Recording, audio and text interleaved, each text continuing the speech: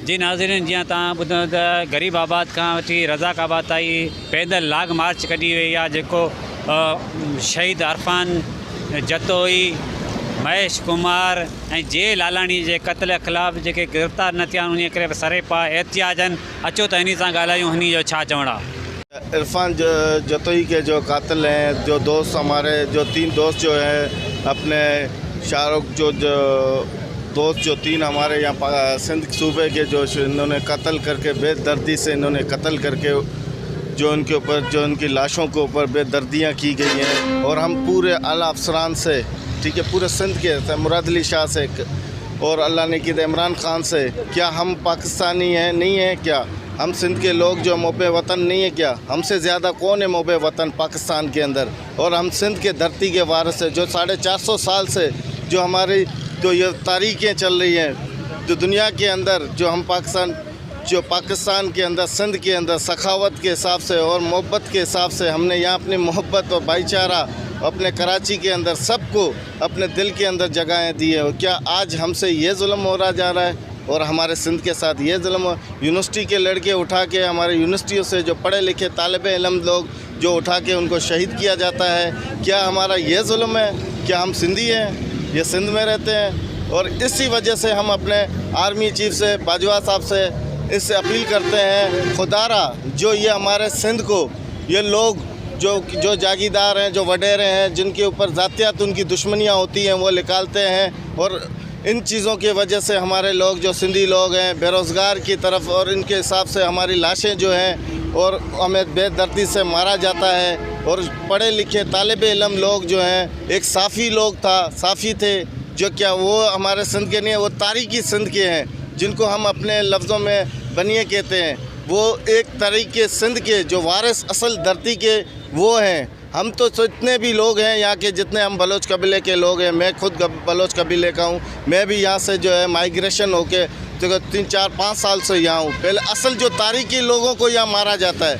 ये खुदारा हम अपने सिंध के कोर्ट कमांडर से, ISI के दोस्तों से, IB के दोस्तों से, सिंध पुलिस के IG से अपील करते हैं, खुदारा ऐसा जुल्म और ये हमारे सिंध के अंदर सख्त नोटिस और सख्त मजम्मत के साथ हम यहाँ कहते हैं, खुदारा उनके साथ उनके एलियन जो लोग हैं, उनके बेचारे फैमिली के लोग हैं, वो जो हैं अपने मासूमों की लाशें उठा रहे हैं। खुदारा उनके मासूमों की लाशों को बराए मेहरबानी करके हमें रिलीज़ और हमें अपने तहफ़्फ़ुज़ दिया जाए और हमारे साथ इंसाफ। और हम अपने मोबे वतन हैं, हम पाकिस्तानी हैं। और आज हम पूरे सिंध के जो नेशनल सिंध के लोग दोस्त निकले हैं, पार्टी हैं, उनके निकले हुए दोस्त हैं, उन्होंने ये अपना रिकॉर्ड जो है एहतजाज रिकॉर्ड करा रहे हैं। इसी वजह से तो कल इंशाल्लाह, आज तो 100 के हिसाब से निकलें, कल ये हज़ारों के हिसाब से निकलेंगे इंशाल्लाह। हम भी रज़ाकाबाद के लोग हैं, जितने शहरी हैं इंशाल्लाह उनके साथ हैं। और इंशाल्लाह ऐसी चीज़ें बराए मेहरबानी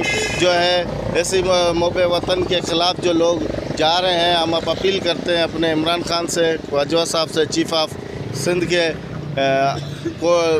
सुप्रीम कोर्ट से, हाई कोर्ट से, खुदारा इन चीज़ों के ऊपर नज़रसानी की जाए। अजी जो असीं एहतजाज करे रहे आहियूं सिंध अवामी सद तरफ़ां, तो ये जेके 15 ॾींहंनि जे अंदरि जेके 3 सिंध जा नौजवान असांखे लाश मिलिया, उन्हनि जे लाइ अव्हांखे यादि हूंदो त शहीद इरफान जतोई के जेको आहे सो जामशोर यूनिवर्सिटी सिंध यूनिवर्सिटी मां खणी करे खंबे गुम कयो वियो ऐं 15 ॾींहं 3 हफ़्तनि जे एवज़ उन खां जेको आहे सो असांखे लाश मिलियो।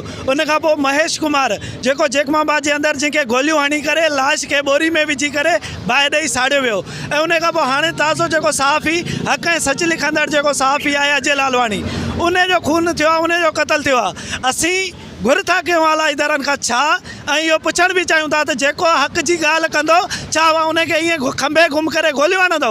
अगरि इहो ई अव्हांजो रवाजु रहियो त पोइ असां अॼु रज़ाकाबाद मलीर मां निकिता आहियूं, कराची मां, हा असांखे खणे घुम कयो, असांजा बि लाश ॾियो, असां मां ॿिया पैदा थींदा, उहे निकिरंदा, अव्हां केतिरा मारींदो ईअं? अव्हां जूं कोर्टियूं, अव्हां जी अदालत, अव्हांजा SP, अव्हांजो कानून छा पियो करे?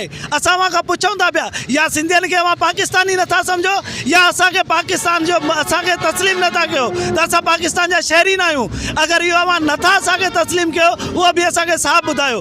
ख़ुदारा सिंध जे अंदरि ई जेको ज़ुल्म थिए पियो, ॾींहों ॾींहुं जेको माण्हू मरनि पिया, माण्हू खणनि था, इहो सिलसिलो बंदि थियणु घुरिजे। अव्हां जूं कोर्टूं आहिनि, हाई कोर्ट आहे, सेशन कोर्ट आहे, सुप्रीम कोर्ट आहे, सुप्रीम कोर्ट जे एवज़ हुकुम ते तव्हां ग़रीबनि जा घर ड्रायो था। छा अव्हांखे जेको आहे सो माना क़तल थियल माण्हू नज़र नथा अचनि? ऐं ॿियो साईं मुराद अली शाह साहिबु, ऐं अव्हांखे बि चवंदुसि गिला ऐं शिकवा आहे, अफ़सोस हिकु अव्हां सैयद थी पिया आहियो, ॿियो तव्हां जेको आहे सो माना वज़ीर आला सिंध आहियो। अगरि पंजाब जे अंदरि को बि माण्हू मरे थो, उते कुतो बि मरे थो, अगरि उते जेको आहे सो मरियम नवाज़ खे केरु गिरफ़्तार करे थो, वॾा वॾा स्टेटस ॾियो था, बिलाल साहब बि स्टेटस ॾियो था, पर हिते असां सिंध जे अंदरि असांजा नौजवान ॿार शहीद थियनि था, खंबे गुम कया था वञनि, हुननि जूं अमड़ियूं, हुननि जूं माइरियूं रोडनि ते बीठियूं आहिनि। अॼु असां ई जेको आहे सो माना सवन में रोडनि ते बीठा आहियूं, इहो अहसासु कोन्हे को अव्हांखे? छो छा लाइ पंहिंजी धरती जे अंदरि, पंहिंजी सिंध जे अंदरि असां यतीमनि वांगुरु, लावारसनि वांगुरु खंबे गुम कया था वञूं? असां अव्हांखे जेको आहे सो माना को बि अहसासु कोन्हे को। असां अव्हांखे चिताव ॾियूं था त अगरि शहीदनि जा क़ातिल साफ़ ज़ाहिर आहिनि, अजय लालवाणी जो क़ातिल जेको आहे सो माना उहो सरेआम स्टेटस में व्हाट्सअप ते जेको आहे सो हुनखे धमकियूं ॾिए थो पियो त सुभाणे तुंहिंजो ख़ैरु न आहे, माइटनि खे ॿुधाए छॾ। ऐं ईअं ई इरफान जतोई जो क़ातिल सरेआम वीडियो वायरल ठही आहे, SSP इरफान समो, छा एतिरो बदमाश आहे? SSP जी औकात कहिड़ी आहे जो शहरनि खे जेको आहे सो माना पंहिंजे नेशन खे असांजे एवज़ असांजे टैक्स ते जेको आहे पघार वठे थो ऐं असांखे धमकाए थो, FIRूं करे थो पियो। असां कंहिं चीज़ खां ॾियण वारा कोन आहियूं। अॼु सवन में निकिता आहियूं, सुभाणे जेको आहे सो असां ईअं बेदार करे ॻोठ ॻोठ वञी करे असां हज़ारनि में निकिरंदासीं। न अजय जो खून माफ़ु करणु ॾींदासीं अव्हांखे, न इरफान जतोई जो खून माफ़ु करणु ॾींदासीं, न ई महेश कुमार जो। ऐं जेको आहे सो वरी हिकु दफ़ो जेका असांजी ISI आहे, जेका असांजी स्टेटमेंट आहे, जेका असांजी रियासत आहे, ऐं उन खां मुतालबो कयां थो पियो। अगरि अव्हां असांखे पंहिंजो सम्झो था पिया ऐं अव्हां चओ था त सिंधी बि पाकिस्तानी आहिनि, त ख़ुदारा ही ज़ुल्म बंदि थियणु घुरिजे। अगरि इहो ज़ुल्म बंदि न थियो त तव्हां हथ सां बग़ावत पैदा कयो था ऐं जॾहिं ही बाग़ी उथंदा पोइ ही जनम वठंदा, ही वॾनि वॾनि हवेलनि खे, ही वॾनि वॾनि महिलातनि खे ईअं साड़े करे नास कंदा, पोइ अव्हांखे जेको आहे न रोड मिलंदो, न अव्हांखे रस्तो मिलंदो। रैली कढी आहे शहीद इरफान जतोई ऐं महेश कुमार, अजय लालवाणी सहाफ़ी जेको क़तल कयो वियो, उन्हनि जे क़तल जे ख़िलाफ़ु ऐं उन्हनि जे क़ातिलनि जी गिरफ़्तारी जे लाइ ही जेके दोस्त तव्हांखे नज़र अची रहिया आहिनि रैली में, उन्हनि जो मुतालबो इहो ई आहे त जेके बि सिंध में ताज़ा इहे वाक़िया थिया आहिनि, 1 महीने जे अंदरि मासूम माण्हुनि खे बेगुनाह क़तल कयो थो वञे ऐं उन में जेको आहे सो वॾा वॾा हथ मुलविस आहिनि। उन्हनि में SSPs, उन्हनि में DSPs मुलविस आहिनि, उन्हनि में जेको आहे सो सियासी धुरियूं मुलविस आहिनि। सो उन्हनि खे जेको आहे सो केरु कानून जी गिरफ़्त में आणींदो, उन्हनि खे केरु जेको आहे सो सज़ाऊं ॾींदो। हू एतिरा ॾाढा आहिनि त हू जेको आहे सो कंहिंखे बि खणी करे अॼु जेको आहे सो इरफान क़तल थियो आहे, सुभाणे असां मां केरु क़तल थींदो, इन्हनि खे केरु जेको आहे सो सज़ाऊं ॾींदो, उन्हनि खे केरु गिरफ़्तार कंदो। जेकॾहिं ईअं आहे अंधेर नगरी आहे, कानून कोन्हे, त पोइ ईअं कयो ही अदालतूं, ही आइन, ही निज़ाम, ही असेंबलियूं, ही सिस्टम सॼो ख़तमु कयो।